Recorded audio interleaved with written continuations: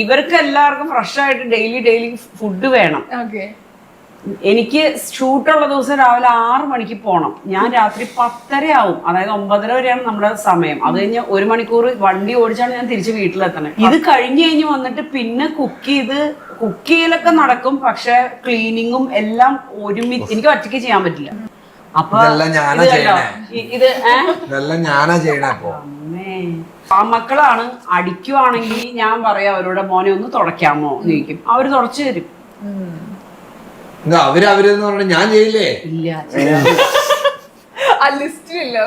അല്ല, അങ്ങനെ ഹെൽപ്പ് ചെയ്യാറുണ്ട്. അപ്പൊ ഞാൻ പാത്രം കഴുകി വെക്കുവാണെങ്കിൽ ഒരാൾ പാത്രം എടുത്തു വെക്കും, ഒരാൾ എനിക്ക് ടേബിൾ ക്ലീൻ ചെയ്ത് തരും.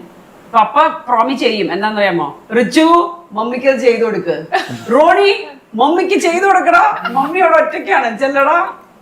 സപ്പോർട്ട് ചെയ്യും. പുള്ളിക്ക് മാനേജിങ് അതാണ്.